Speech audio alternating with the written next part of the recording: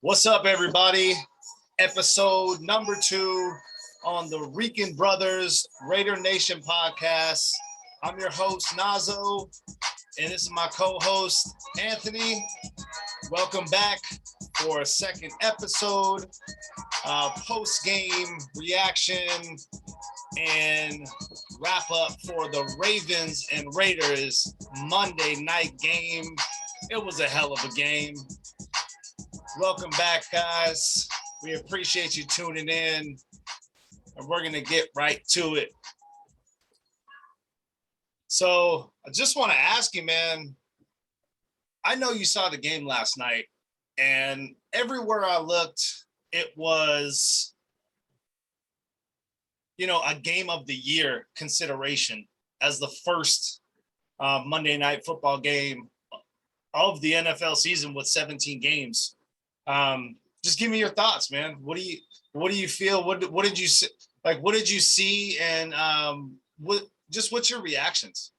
So my initial reaction was, as a football fan, okay, you started the NFL season on fire with a dynamite game with Tampa Bay and Dallas.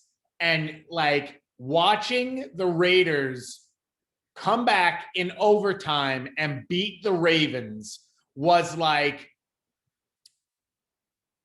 not only having the ultimate dinner meal on a date that you've gone on and been absolutely fantastic, having dessert afterwards, but them telling you, hey, the meal's on us. That's how good it was. Yeah, I would have to agree. I mean, there was a lot of emotions, a lot of up and downs. We're going to get to offensive and defensive performances and kind of just review the game as a whole.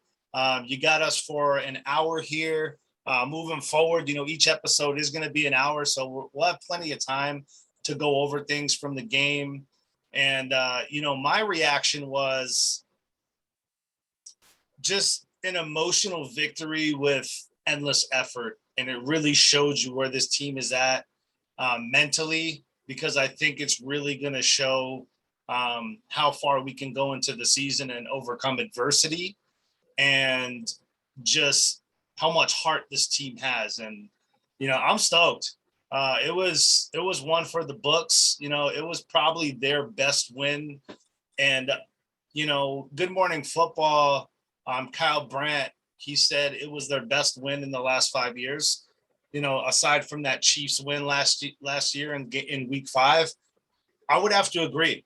This was an emotional victory, and we really came, and you really see where this team has grown, and I love it, man.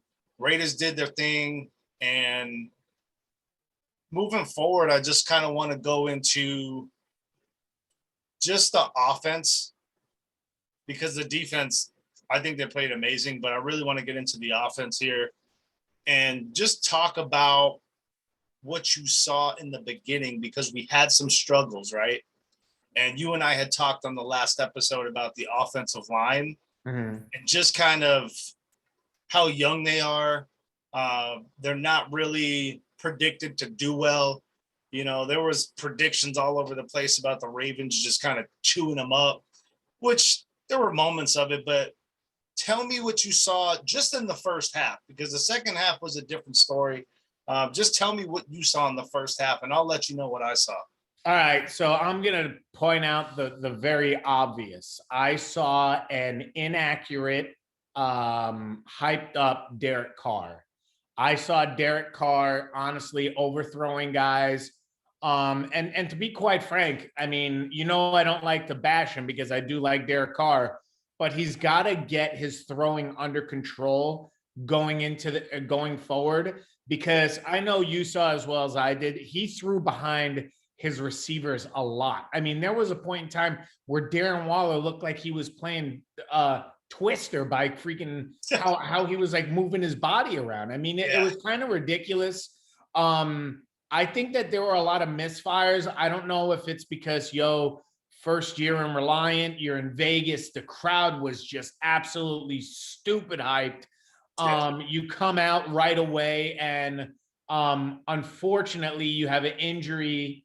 You have you have the injury to Denzel Good.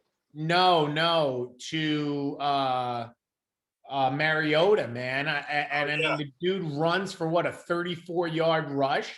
Like, yeah, it's 31 yards. 31 yards. I mean, ridiculous, man. I mean, you saw that the way it just started off differently, and then, like we're talking about just the first half, it was very disappointing to see Derek Carr. You shoot out of the cannon, and the offense looks like this is going to be a great game for the whole time. Yeah. But he really was lackluster, is the best way I could put it. I know Josh Jacobs was kind of battling some turf toes, so I got to take my hat off to him, because I mean, potential turf toe. What is it? It's a toe injury. It's not okay. So you and I both know it turf toe last night. It's a potential turf toe, right? Yeah. Because we know toe injuries most likely are turf toe. But go ahead. Yeah. But I mean, they kept calling it turf toe all broadcast long, so that's why. I was like, all right, they were talking about the special shoe he could wear and all this and that. And like I said, my thing is that he still got into the end zone twice last night. He came out slow. He was hobbling right away. You could tell that the cleats he started with were not what he should have been playing in. I honestly just think that the defense, kept them in the game and honestly in the first quarter, because that's really when the Ravens were at their peak was in the first quarter. Yeah. And let me ask you this, because I know you brought up that Derek Carr kind of was, he wasn't really accurate. He was throwing behind folks, as far as like the receivers, he had them twisted, he was throwing behind them. He wasn't really on the mark. He had a couple overthrows. So let me ask you this, because it's really important when you go into the season that you kind of have some buildup throughout the preseason to get those reps, and you ramp up from like maybe a quarter and a half to 2 quarters, and then by the end of the preseason, you're playing maybe 3 quarters, at least 2 quarters, of your starters. Do you feel like that had an impact on Derek Carr and the first stringers on offense? Because it definitely plays a big role as far as chemistry and just fluidity, as far as the rhythm of those guys.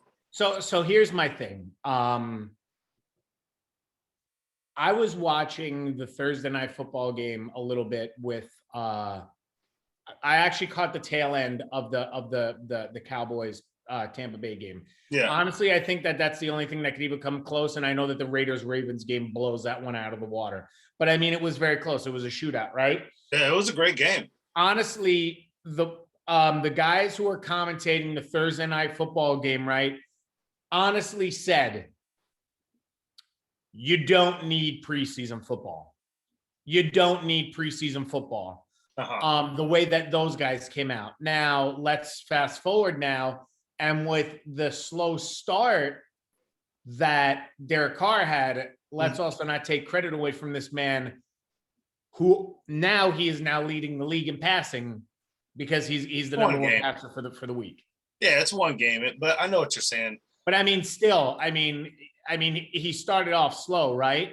But I mean, he just didn't look like his consistent self as far as like finding his receivers, hitting them in stride, making those throws. And no discredit to the Ravens defense, because I think they have an amazing defense, even with the key pieces that they had out.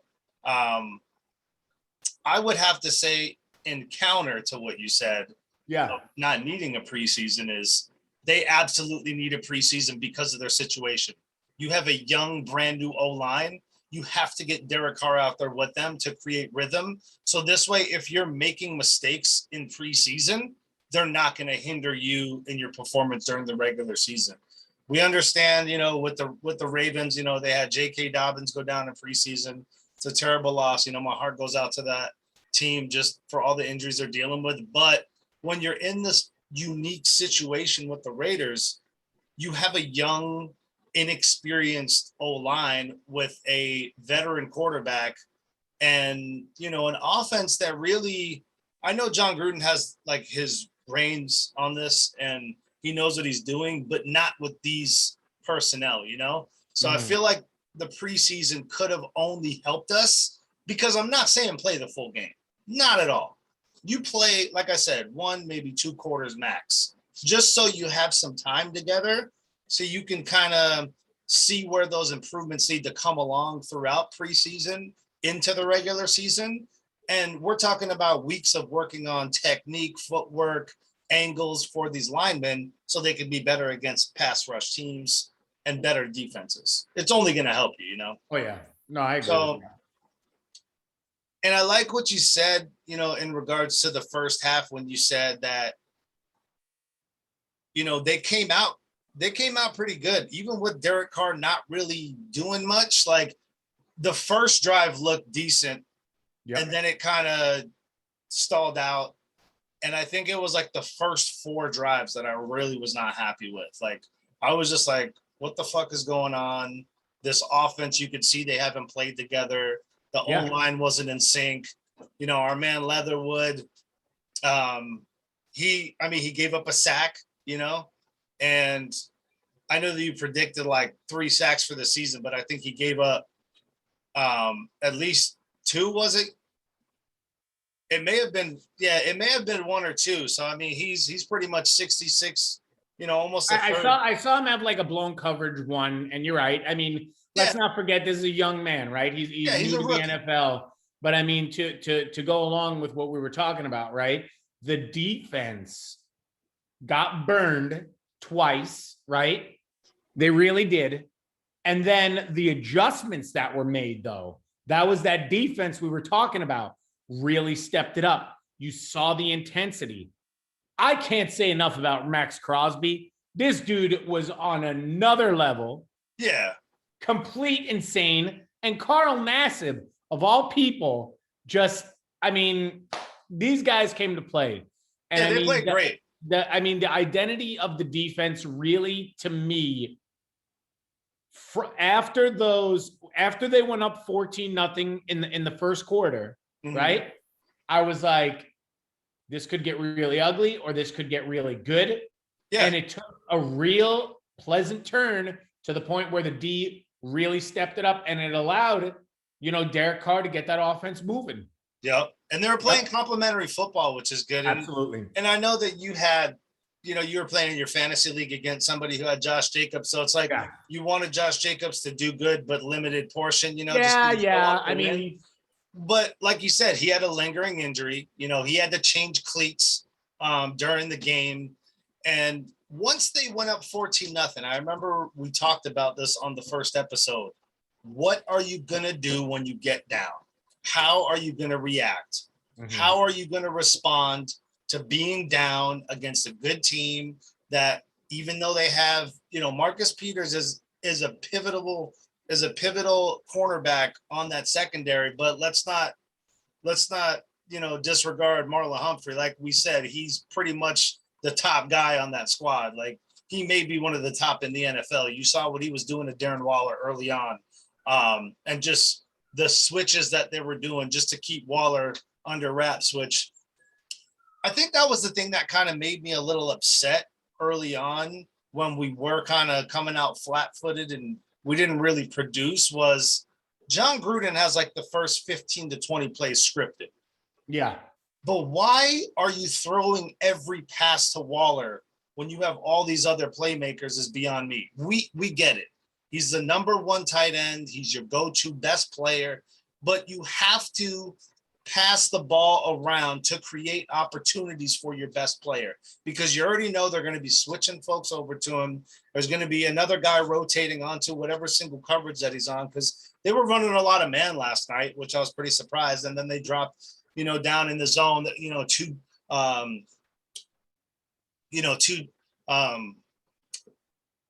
what was it, cover 3, and then they did a cover 2 as well, and they were dropping into zone coverage, so they had help coming over.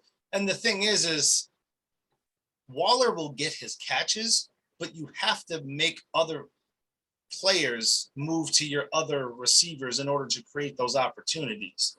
And they were kind of shooting themselves in the foot by like, hey, every play's going to Waller or we're running. Waller running. Yeah. It's like, okay, you're down 14-0 now. Let's start creating some plays. And that's like what you said. You know, they started getting some passes.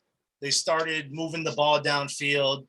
Jacobs ends up getting his first touchdown, which was really good because that move, man, that guy is shifty. And Yeah, I just man. love how nimble he is on his feet. Because once they scored the first time, then you kind of know, okay, they can beat this defense. Then they go back, they look at the drive, what was successful, what wasn't. Then you continue on, you know, that next time you get the ball. And going back to what you said, that defense, man, that defense had some great stuff going on, especially the push up front. Oh, yeah. And I want to get over to the defense, but I don't want to stop talking about the offense right now because I have like some stuff that I really want to key in on. As far as the offense, I think the biggest thing was once they pinpointed where they could be successful, they exploited it. And again, there was a lot of blitzing, a lot of pressures. They were really trying to expose that young line. And at the end of the day, man, Derek Carr finally hit his stride. Like he finally started making those passes. He wasn't overthrowing like he was early on. And going into halftime, I mean, they did that drive where the kicker, Daniel Carlson, you know, he made that, I think it was like a 47-yard field goal to get it to 17-10 at half. And then Baltimore got the ball back. The defense came out and they played really good because that could easily went, you know, 24-10 that they're down. Yeah. So you're keeping it 17-10 and, you know, they ended up coming back 17-17 and they ended up scoring again. The Raiders did. And I think the offense was finally like, okay, they had some belief and they had some continuity where it was like, hey, like we can beat these guys. And I just wanted to tell you, because I know, remember we were talking about this last episode, the Raiders come out better in the second half for whatever reason. I don't know if it's the second half adjustments. Maybe they, you know, go in and they kind of just are more amped because they're down and they play better being down. But, you know, that's not something that can withstand throughout the whole season. Like Well, I mean, I know you want to talk. We're talking about the O, but let me tell you this: like we said before, right? It's okay for you to be a second half team if your defense could sustain the first half damage. That's which they did. Thing. Yeah, I mean, that's really the reason why you know we did so well is because the thing is that you know they were able to sustain it. But to your point, you're absolutely right. You want to see a team like this get off to a quick start, right? Yeah. Because then you're not putting so much pressure on your defense. Last night, your defense bailed you out, right? You can't always have that happen. I agree with you 100%, man. I mean, there's, yeah, I mean, my major thing was fourth quarter offense for the Raiders. Yeah, I would love to see them start out the next few games doing what they did, because even post-game Derek Carr, he sat there and he told you about all these dudes and what they do in practice. And it seemed like, and I know I heard this on the ESPN telecast, right? Derek Carr was the one who was calling the offense in the fourth quarter in those last few minutes. He wasn't going to John Gruden. Yeah. So my thing is that you notice, like you were saying, they were overloading Waller early on, which, let's not get it wrong, 10 for 19 with 105 and a TD. You know what I'm saying? Like that ain't a bad day at the office. But if we talk about your man, Brian Edwards, he had 4 receptions, got targeted 5 times, 81 yards, bro. Yeah. 81 yards. Yeah, and I was going to go over that too, because, you know, the offense, I mean, I don't want to talk about the fourth quarter yet because I know it was so big, but let me just run through some of these numbers. I mean, you had Waller, like you said, 19 targets, 10 catches, 105 yards, right? Yep. You had Hunter Renfrow, who had 9 targets, 6 catches, 70 yards, which he made a real crucial catch where he went down the sideline and he was really shifty and stayed in bounds to put them in a good position as well in the fourth quarter.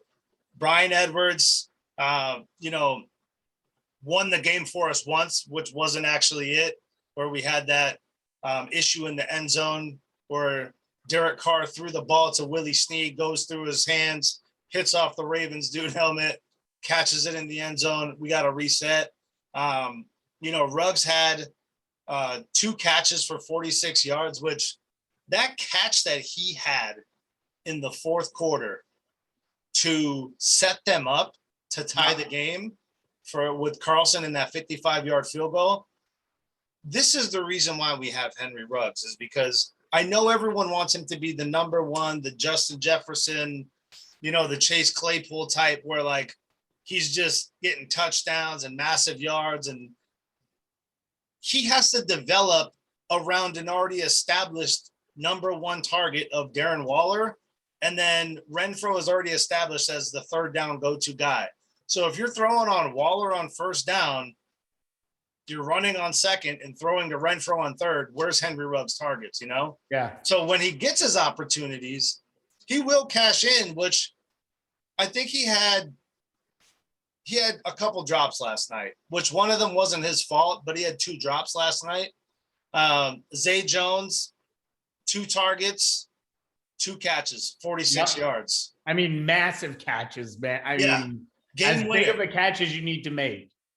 And, Kenyon Drake, he had 6 rushes for 11 yards. Josh Jacobs, 10 for 34 with 2 touchdowns, which I don't care if Josh Jacobs doesn't have like 100-yard games, as long as when he runs, he gets first downs and he scores, because he's a bruiser. Like, he's tough. Like his average last night, now granted, it was only 3.4 yards a carry. Kenyon Drake's was only 1.8. The thing that I know will only improve is the offensive line cohesiveness, which, again, we were talking about the struggles, but let me tell you this. They started to come together. Oh, yeah. They really did. Like, after their first half struggles, they put up 10 points while they were struggling still, versus the Ravens 17, only down a touchdown because the defense was holding their own, like you said. And the biggest thing for me is, yes, they came out the way they did because of the lack of reps in live game experience, going back to the preseason point. But once they started going, man, like, yes, Derek Carr got sacked, 3 times? Yeah. But at the same time, they gave him a lot of time on some of those. And when they were running that hurry-up offense, I think that's what's going to be the strength of this offensive line, is the endurance and the quickness, because when you start getting those defenses tired, that pass rush isn't going to be 100% every snap. When you slow the game down, you're now giving that defense to bull rush you every time, because you're waiting, 10, 15 seconds in between snaps. So the offensive line, I think, as it moves along, it's going to start to gel. And, we'll talk about the injuries and who was affected, because, man, that second half was just so critical, and the fourth quarter alone. And let me just tell you here, let's see. So the Ravens, they're 3 running backs, right? Latavius Murray, 10 rushes, 28 yards, 1 touchdown. Tyson Williams, the guy that you said wasn't going to do anything, he actually kind of impressed. He had 9 carries for 65 yards and a touchdown, 7.2 yards per carry. And Trenton Cannon is now no longer a Baltimore Raven because he got let go. Yeah. So well, just to capitalize, I mean, just chime in on what you were saying about Tyson Williams. He really only had that 30-yard rushing touchdown in the first, right? And then you noticed, for some reason, I don't know what it was, they basically went to Latavius Murray a whole lot more, which, I'm not a Ravens fan, man, but if I'm a Ravens guy, I'm kind of wondering, why the hell did you abandon what Tyson Williams showed you. He didn't do bad, man. Like you said, 7.2 yards average, a touchdown, that 35-yard long, right? Yeah. I mean, come on, dude. And he only rushed for 9 times, right? Yep, nine carries. That's it. Yeah. So I mean, let's not get it twisted, right? The man with number 8 on his chest is ultimately the one who's gonna hold that ball.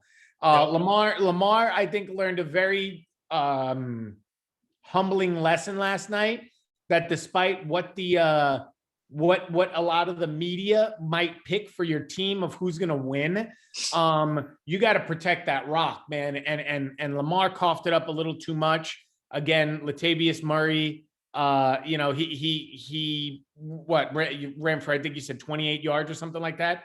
The dude, like I said, I mean, overall, I think that they should have stuck with the kid. Yeah. I mean, to just go back to the Raiders offense, me personally, because I would have not, I mean, we were talking, and I got angry because Josh Jacobs scored twice. Let's talk about long run, right? Because I played a dude once or twice. Yeah. Who cares? That doesn't matter. The thing that kind of had me worried is that, he clearly came in not with virus type things. He came in because he had an injury. He was slow at some points and showed that he was favoring, and maybe they leaned a little too heavily on him, which is worth it for his yards. I would have liked to see them get Kenyon Drake a little bit more involved, just for the sole purpose of allowing Josh Jacobs to get going, but not do too much to the point where it's going to prohibit him from getting healthier quicker. That was my only thing that was really kind of in the back of my mind with Josh Jacobs is, I noticed when he went out a few times, I was like, dude, I'm just thinking to myself, he doesn't look right. He looks uncomfortable. He looks tight. Lean a little bit more on Kenyon Drake. And, then it seemed like that at that point in time, that wasn't when the offense was really clicking, like we were talking about in the fourth quarter. So I really would have liked to have seen Gruden go to Kenyon Drake a little bit more, just to preserve the health of Jacobs. And you know what's crazy is, I'm not sure if you're aware, but we have a guy by the name of Trey Regis, right? In preseason, he was a monster, and he got activated for this game. Yeah, which the thing that pissed me off.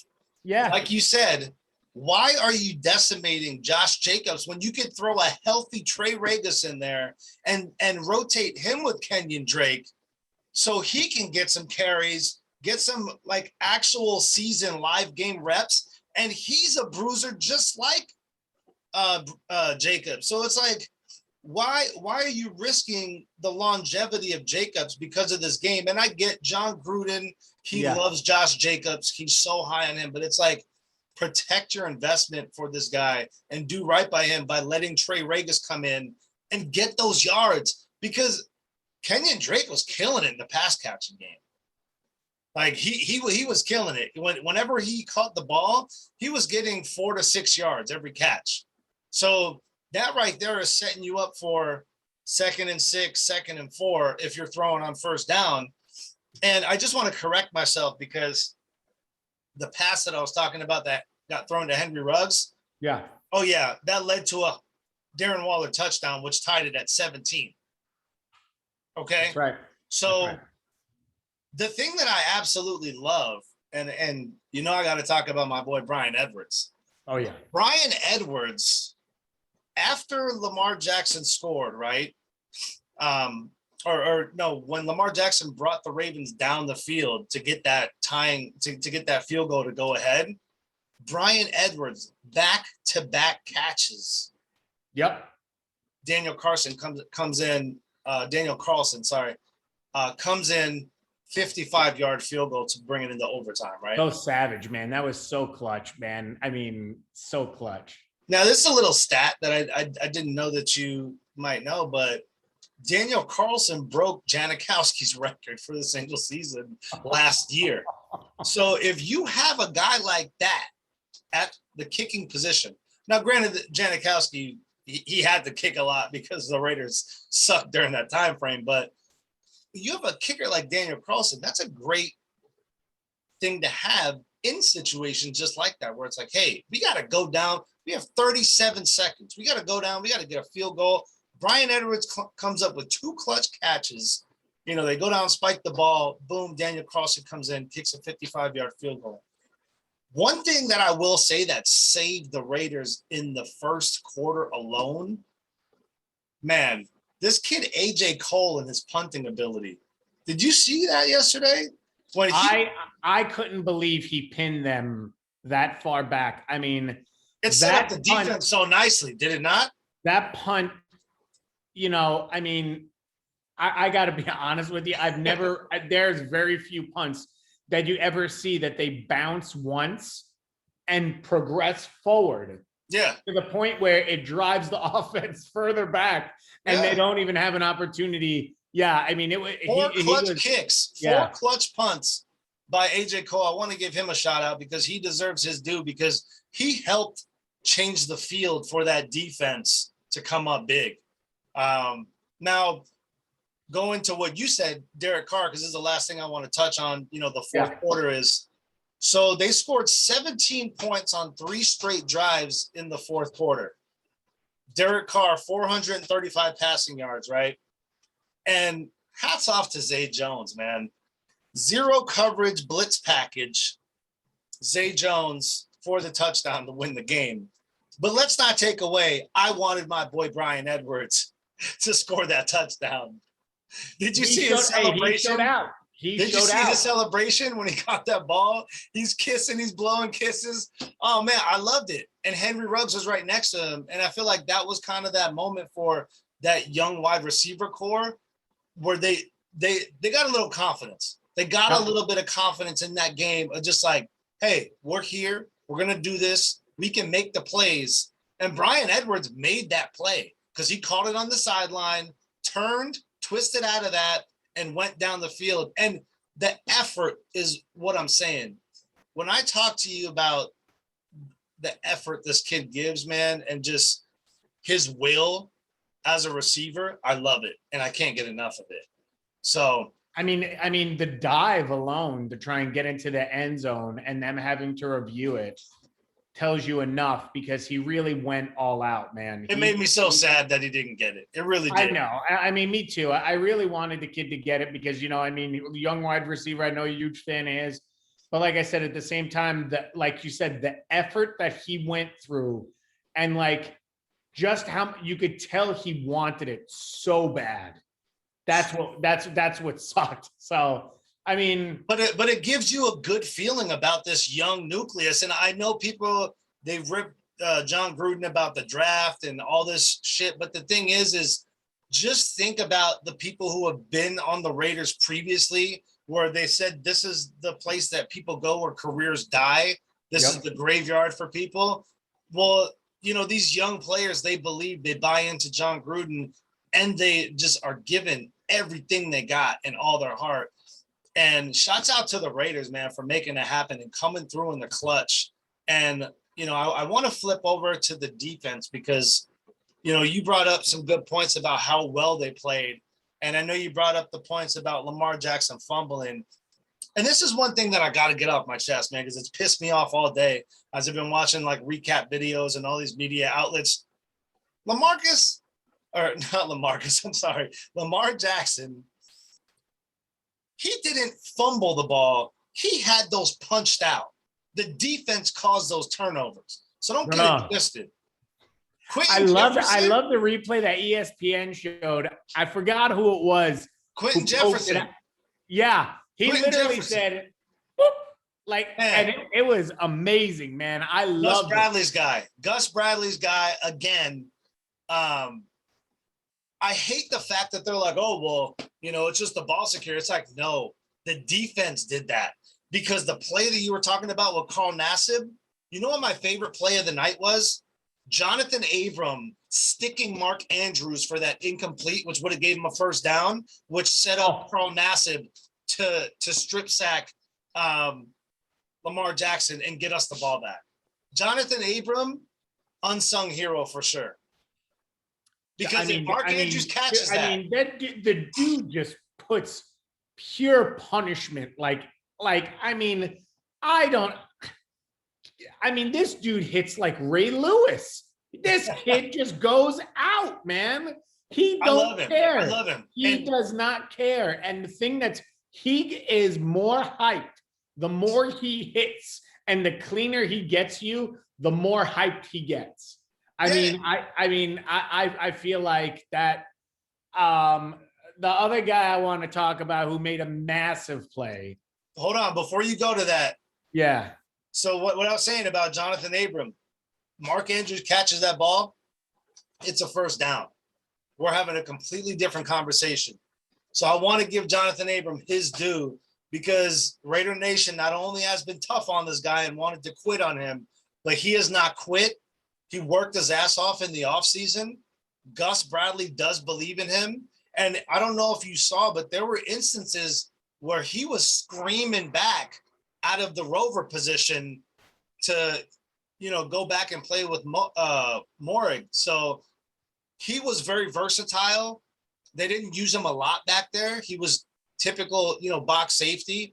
But if he doesn't make that play, Carl Nassib doesn't get that strip sack, that was recovered for us to get the ball back. And go ahead and talk about Max Crosby because I'm gonna throw out some numbers here for you. No. I wasn't actually gonna go with Max Crosby because you were talking about secondary, man. I just wanted to give props to a dude who you spoke about, who I thought it was gonna take a little bit longer for impact. KJ Wright, dude. Ooh. KJ Wright with that stuff. Come on, bro. 4th and 1. Yes, that's what I'm talking about. I mean, when they showed the replay of him hooking around from the corner edge and immediately diving in. It was a blitz stunt right through the air. I think it was like right through the A gap. Wedged right in the hole that was intended, for honestly, if he's not there, that's first down all day. And guess what the score was at that point? 17-10. Yep. And what happened? And then what happened? And the Raiders came back and tied the game at 17 all. You know what I'm saying? So, I personally, and I'll admit it, I did not think that he was going to have that much of an impact that early on. Game 1, 2 weeks after being signed, yep, dude made an impact. So, KJ Wright really surprised me. And if you want me to, I could talk a little bit about Max Crosby. Let me throw you some numbers out for him real quick, right? Yeah, go right ahead. 13 total pressures, right? Yep. 13 pressures in one game. 6 tackles, 2 sacks, 5 quarterback hits. Okay. The dude balled out. And I really appreciate Yannick Ngakoue coming to the Raiders because there was a play where Yannick Ngakoue was in the pocket of the guard when he was pulling tackle. I'm sorry. And he made one hell of a play and it literally killed the drive because if he wasn't there, that dude was taking off around the corner. And I love how they complement each other. Really, really sad about kind of what the potential injuries could be on him, which we'll get to injuries once we finish up talking about the defense. But yeah, go ahead and speak on Max Crosby, man. Let Raider Nation know what you saw from Max Crosby last night. This dude is the heartbeat of the defense. Last night, he was everything that powered the defense, excuse me. The Condor. The Condor, bro. That's his nickname. Yo, this dude legit was everywhere. And there was something that was said on the telecast last night that Lamar Jackson didn't know who Max Crosby was before he played him. They damn sure know who the hell Max Crosby is today. Because this man was in his ass, man. He was he wasn't even a gentleman about it. He came at him hard. So that's what I'm saying is that, the other guy, like I said, Max Crosby, fantastic. The other guy, I'm not going to take any credit. I don't want to take any credit, but there was a little gentleman by the name of Corey Littleton who showed out a little bit, which I like to see. I think he underperformed a lot. He really did. I wanted him to play well because I like Corey Littleton, but he really didn't do what I expected him to. He kind of got jacked up a little bit. Like he was out of position. And I know the more games come along, we'll see him come along, but for how much he gets paid, he did not play up the potential last night. And the one thing I want to say, so they gave up 321 combined rushing and passing yards to Jackson, right? So, and the Ravens offense. The big things were the 2 takeaways with Quentin Jefferson and Carl Nassib, the 2 fumbles. Amazing. But the linebacker play, besides KJ Wright, and Denzel Perryman recovering one of the fumbles, it was very subpar to me. Like, I know that this linebacker group is going to have to come together because they only had maybe less than 4 weeks to be together. Like, Denzel Perryman came over, I think, 2.5 weeks, maybe 3 weeks before the first regular season game, and KJ Wright came over a week. So I think once that comes together with Corey Littleton, Kwiatkowski, Perriman, and KJ Wright, once they become a cohesive unit, I think that kind of solidifies things because our guys up front, man, I'm happy with them. My guy, Darius Philon, come on, bro. I know you've seen him. I told you, too, that he's going to exceed expectations. You did. The last episode. Darius Philon, I'm so thankful we have him, especially with McCoy going down, which I want to touch on the injuries after we get done with the defense. But, man, the defense, yeah, they gave up 321 yards, but the thing is they made critical stops when we needed it. And I think that's the biggest thing that's going to help Carr moving forward, close out those games. Because I don't know if you knew this, but just the stat last night with that game-winning drive, he now holds the record with the most comeback wins with the most game-winning drives. Okay. So what would you say is like your big takeaways from the defense? Again, I really feel like secondary got burned to start the game. We were talking while the game was going on. I really wasn't happy with them. I think they made the adjustments. I really saw. Are you talking about the Sammy Watkins play? Correct. That was Kwiatkowski. That was our linebacker. That true. Should have never happened because there's no reason why Kwiatkowski should be on Sammy Watkins. There should there should be a DB on him. Exactly, and that's what I was saying is that there's got to be a better scheme to be able to come down because you're gonna get burned 10 out of 10 times if Sammy Watkins is there. But like I said, the first quarter, okay, was the only thing that I honestly thought that the secondary needed to make adjustments. They did later on. They certainly did. The biggest takeaway that I have was and you mentioned it briefly. I see John Abram maturing in front of our eyes, becoming a vet, and really with that communication all around, still being that savage going for the ball, but also trying to orchestrate the defense. Defensive line, to me, I have no problem with it. Linebacking core needs to step up their game a little bit. I think you got to be happy if you're looking at the defensive line. And again, like I said, I really thought that that I was already a huge fan of John Abram, but I really thought that that he really showed me a lot in his maturation process in last night's game. Yeah, and I like the push up front. Like you said, our D line, they were playing. They had the push up front.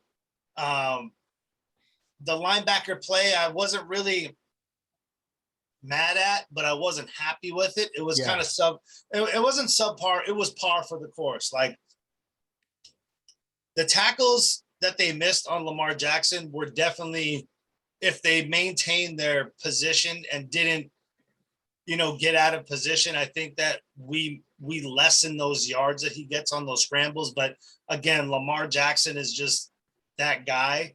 He's going to juke you. He's going to spin. He's going to, burn you.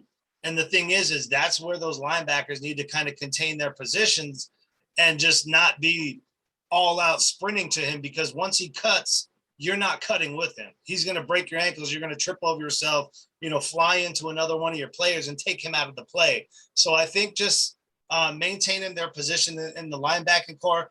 And you know what? The secondary, they really didn't play that bad. I'd like to see Trayvon Mullen do a little bit better. Just a quick note on him. He's Lamar Jackson's cousin. I don't know if you're aware of that. So, he said Lamar Jackson doesn't surprise him with the way he plays in the NFL because, he's seen him do it for so long throughout high school and college. But Casey Hayward showed up, man. Casey Hayward was playing great in the secondary. Oh. I think with Trayvon Moreg is he really just kind of needs to get his bearings because he's a rookie, and it's going to be a learning curve. It's going to be a learning curve. I do prefer him being back there as opposed to Abram, like Abram was last year. But I think the defense played really well. They kept them in this game. They created the turnovers when needed. They put the ball back in the offense's hands, and they did a great job. This is a different defense than last year. We're not in the bottom three. We're not going to be in the bottom three. And like I said, if we get to that 17 to 20 range, we'll make the playoffs. I agree. Just wrapping up the defense, like you said, man, Max Crosby, the heartbeat of this defense. He's going to be that energy that they need up front. And he's a captain now. So he carries a little bit more weight when he's, talking in the huddle and bringing those linemen along, just motivation and just really injecting some energy into those guys. I wanted to ask you, because I have a couple things here. What would you say your biggest question marks are from that game on both sides of the ball? I'll do offense and defense because I'm going to go back to what we talked about earlier. I think that if you're seeing Josh Jacobs hobbling a little bit, and you're, why are you riding him? You talked about the fact of them activating the kid off the practice squad so that he could play.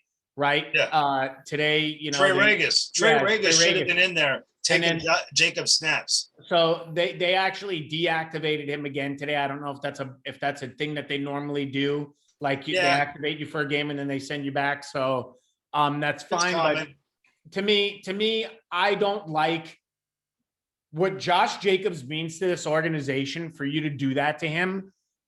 I get it. It's opening day in your stadium with all the fans. I would rather have maybe taken a little bit more of a wait and see approach, maybe put him in like here and there, maybe a little bit later on in the game. That's my only thing personally. I maybe try and get some of your offensive weapons intermingled in, maybe try and go with a 2 tight end set. You use Waller as a decoy and dump off to your secondary tight end. They went way too much on Waller the first half of the game. And I think it really showed. And that's why later on in the game, they went to the young cats and they actually pulled through. Now, from the defensive side of the ball for myself, some like I said, secondary to me, really, I felt like that was the weakness of the team coming into the week. And as the game progressed, they showed that they were making the adjustments and they were doing what they needed to. They were making some great contact moves, not drawing penalties. Yeah. After looking at it a little bit further, I feel like a couple of your linebackers, like you said, I definitely think that, Perryman didn't do a horrible job. I think KJ Wright really stepped up for the time that he's been in there. But I think, some of the guys that, the big guy, Casey Hayward, I think he truly showed out last night. He really came out and he did a fantastic job. You got to be really happy with your defensive line. Now for next week, what would I say? Well, I would say, you got to step your game up with your linebackers. You need to bring a little bit more sack fear in the opposition, right? Yeah. Because your defensive line can't be it. Max Crosby can't do it because this young man's going to get hurt if you're going to continue to keep doing that, and they're going to double team him up on the line. You know what I'm saying? They'll take him out of the game. Yeah, exactly. So for me, those linebackers need to bring the heat. Maybe even bring some heat down from the corner, safety, blitz. Try that. Other than that, what about on offense? Because I know you were talking about defense from like what the question marks are. So what about on offense? Because I know you were seeing the same things I was, because I want to touch on it after you give me yours. So go ahead and let's see if we align. Honestly, I'm not upset with the way that the offensive line played because, I didn't see Carr getting sacked a bunch. It's not like he got sacked a ton. I think they provided enough support for me. Yeah. What do I think we need more of?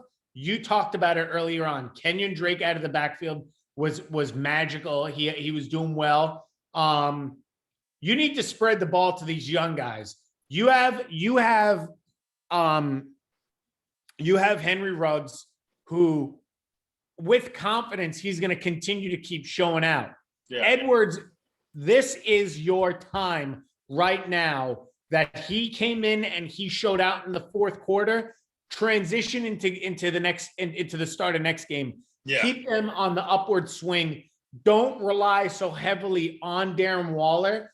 But I will promise you this: if you're able to spread the ball, Darren Waller will be even more effective. Exactly. No, I 100% agree. And so my biggest thing, as far as my question marks on defense, so like you said, the secondary making stops. They got challenged a little bit, but not really as far as most passing offenses, because everything runs through Lamar Jackson. So they know he's going to scramble and he doesn't throw as much as other teams.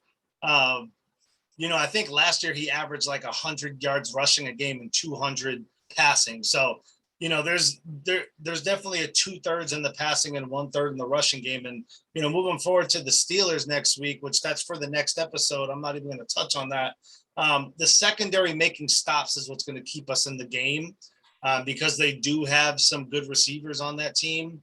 And the linebacker coverage on defense, man, I really need to see them step up because I like the defensive line. They were getting penetration, they were getting pressure, but the linebackers need to be more disciplined on run assignments, and they need to be more aware on the linebacking coverage because KJ Wright is a good coverage linebacker.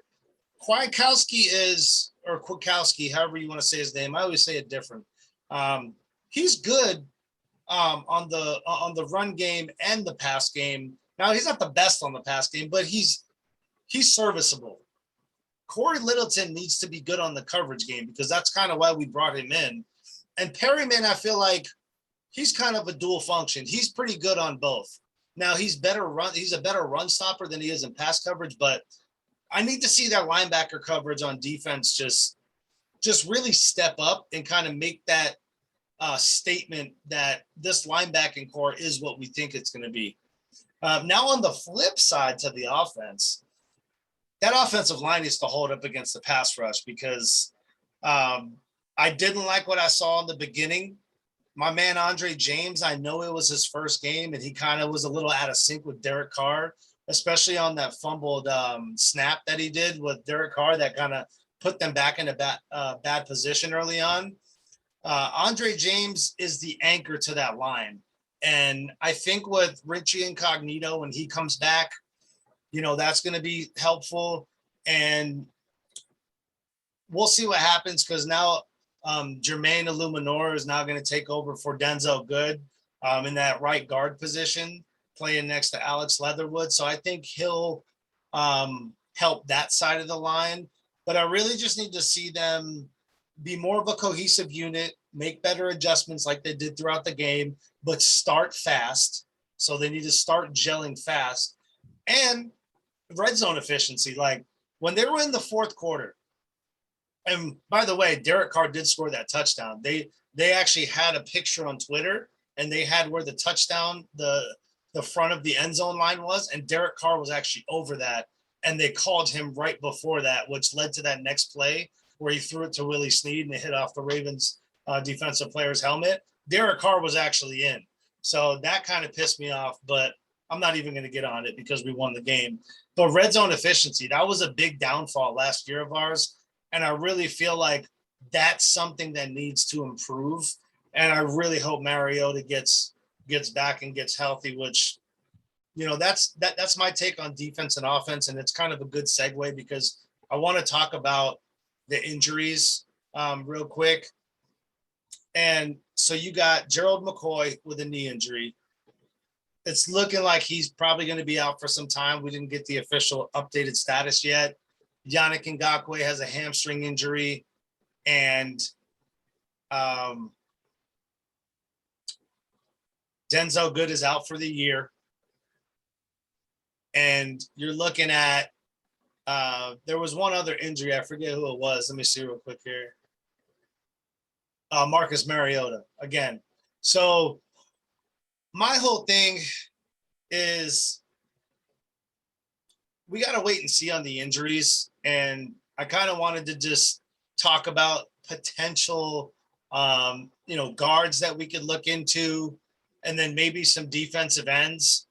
Because, if Yannick is going to be out, we need some pass rush. And yes, Carl Nassib is good. Max Crosby is the heartbeat, like you said. But Cleveland Ferrell, he was a scratch last night. And John Gruden, advised that he had some back issues that he was dealing with. I'd like to see us go out, for that guard position. We should go out and get David DeCastro. David DeCastro is the top guard free agent out there, him or Nick Easton. Either of those guys, if we got him, that's either the equivalent or even an upgrade to Denzel Good. With on the low end, you're looking at J.R. Sweezy and Joe Dahl. Any one of those guards, I feel like, will be able to step in and provide the same kind of protection and, run blocking as Denzel Good, if not better. Now, J.R. Sweezy and Joe Dahl, so much maybe not as good as Denzel Good, but Nick Easton and David DeCastro. David DeCastro is at the top of my list. Nick Easton would be a great second option. I believe as long as he's still out there. Last I checked, he is still out there. But, that guard position, man, if Richie Incognito doesn't come back, and I know calf injuries are very particular. You have 9 muscles in your calf, and when you strain it, all you can do is really stretch, rest, and really do like isolated workouts. So it's not an easy thing to come back and you want to rush, because you don't want Richie Incognito out, a week or two after he comes back. So I wanted to ask you, because just say Yannick Ngakoue, he's out for a significant amount of time, 6 to 8 weeks. Tell me what you think of these names. Now, one of them, he was on the Raiders, but I don't know how he's going to fit because he did get released. But David Irving, he was with Rod Marinelli, big body, 6'7", 260. Olivier Vernon and Vic Beasley. Now, if you had the choice of getting one of those defensive ends, who would you go with and why? Olivier Vernon. I agree. 100%. Olivier Vernon, guy's dominant. He's a team player. He fits into a lot of different schemes that you want to run. I think he's a kind of jack of all trades. He's the kind of guy that you could plug into the defense. And I think he's violent too. He's violent off that. That's what I was just going to say. I think he would play very well with the guys who are on this roster. Yeah. You have guys here who are savages. They want to win and they will do anything for it. We talked about, the attitude that they brought last night, and I think he would fit him perfectly. Yeah, and I'm really sad to see Gerald McCoy go down, because I know how hard he worked just to get back. And yeah. He posted like just an article, man, that was really heartfelt, and I just really think he's a good guy. So I'm really hoping for the best that we don't lose him for maybe no more than 6 weeks. I think if he comes back after that point in time, right around mid-season, maybe right before mid-season going into the bye, so he can kind of work himself back up. It is a knee injury, so that kind of worries me, just because D linemen and their knees, when that usually happens, it may be an MCL sprain, it may be an MCL tear. I don't know, but we're still waiting to hear more on that. And I know Raider Nation wants this team to be so fucking good. And we've done so much to revamp this defense with Gus Bradley. And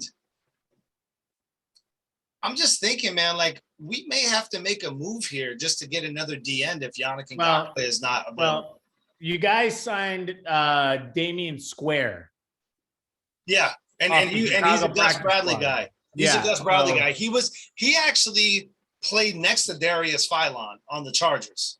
Yes. So that's good as a rotational piece, which at best he's average, but average is better than just a scrub on our roster taking up a spot. Exactly. He's not going to produce, and he knows Gus Bradley's system. So, they can get creative with the rotation just as a rest, which I think Solomon Thomas actually came in and he was getting some good penetration, man. No, and that's what I was going to say is that so the thing about Square is that he is just filling the void right now. Yeah. Right. Clearly, we have that next man up mentality. Yep. Right now, Square, he's coming from a different scheme. He was with Chicago. He was in camp with Chicago. He's going to come over. You're right. He knows the defense, but also you have guys who have been playing there already. This is just a filler for right now. Absolutely.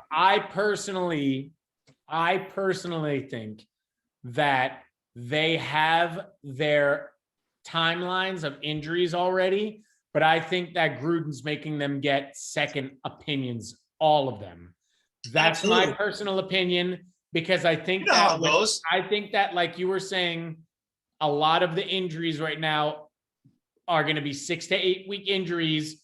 And right now, I think he's like, well, I want a second opinion to see if 6 to 8 weeks is really the length of the timetable. Because like you said, if it is 6 to 8 weeks, you have to go start hunting. You have to go start bringing some guys in who are out there. Man, Mike Mayock better get on the phone and he better start looking for not serviceable, but impact people who can at least do a little bit of something. And I do agree with you. I think Olivier Vernon would be a great addition to this squad. And just imagine, so just say they pick him up, right? And they keep him and Yannick comes back after his injury.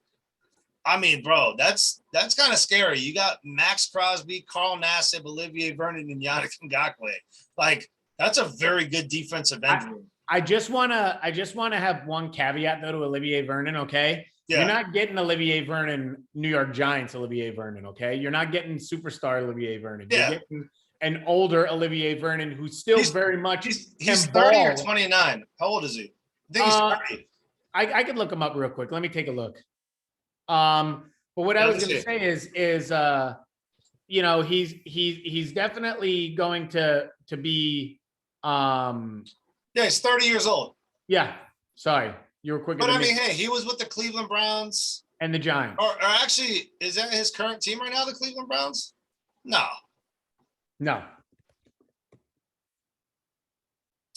He's a free agent as far as what I know. That's the only reason.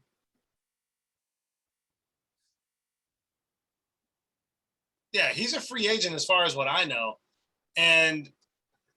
But like you said, even in 2020, he had 9 sacks. Yeah. So if he comes back and has 5 sacks, I'm good with that.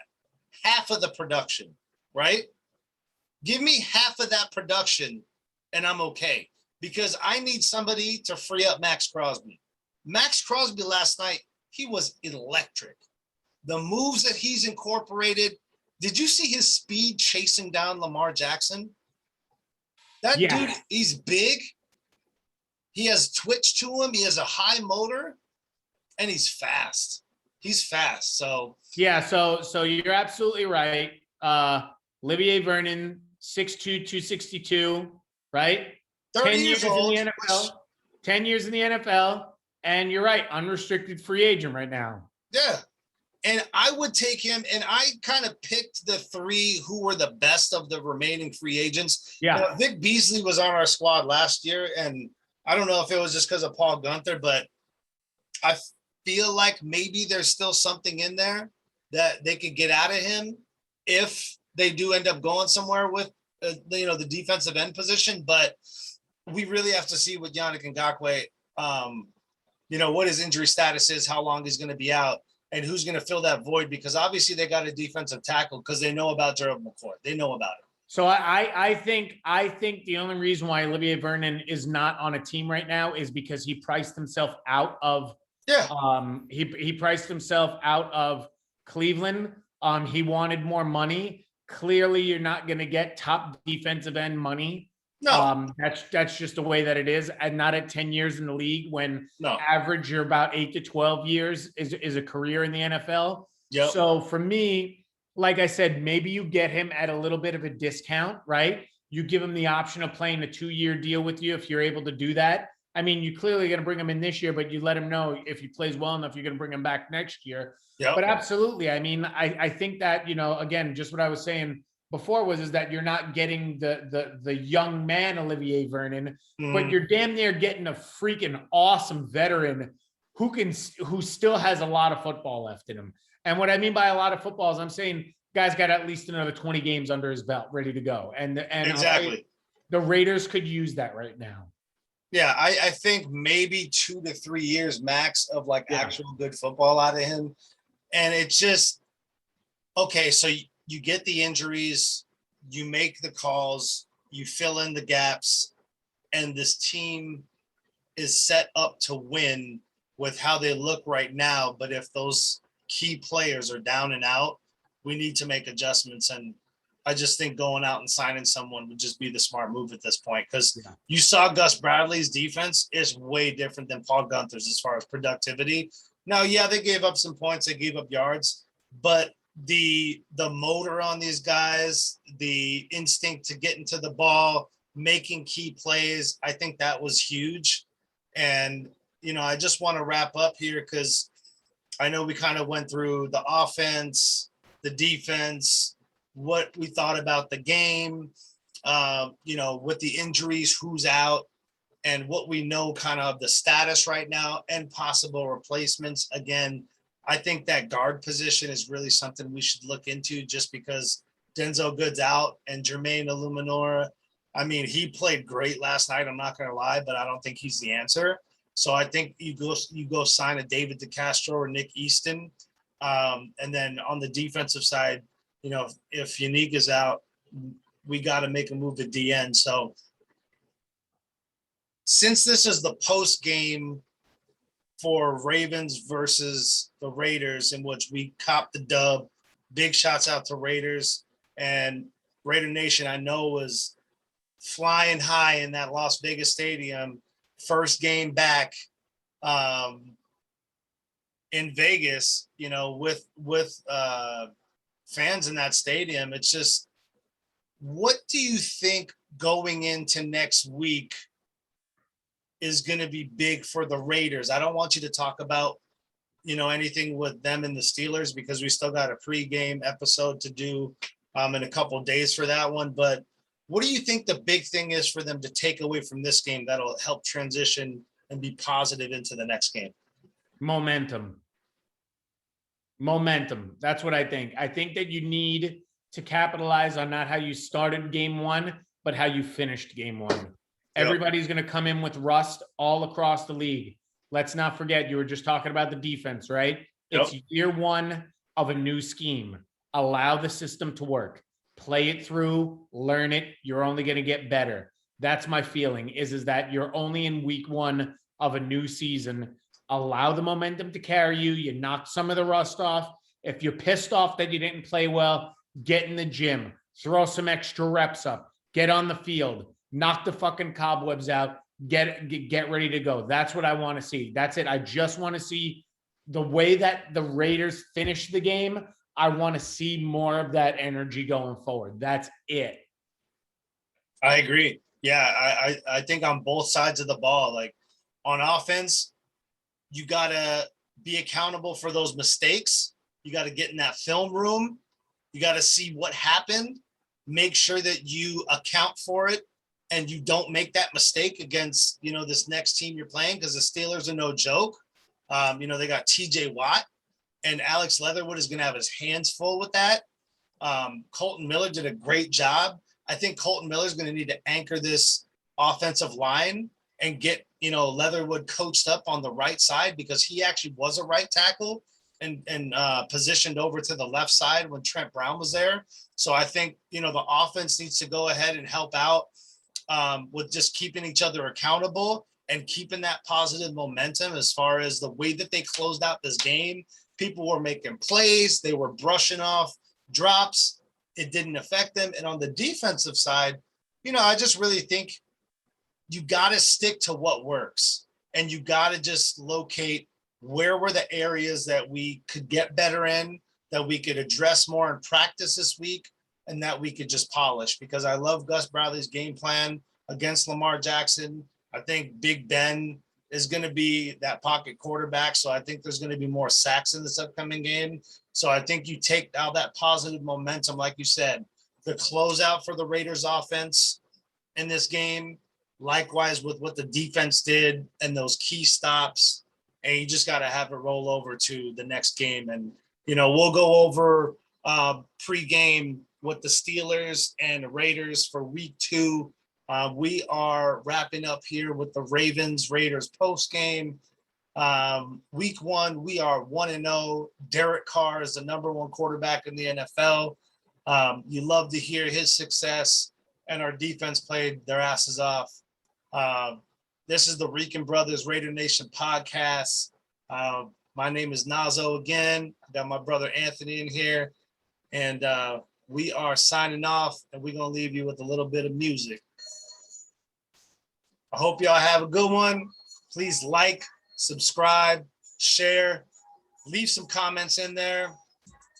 We're taking this thing off every week, 2 shows a week. I appreciate y'all for coming out.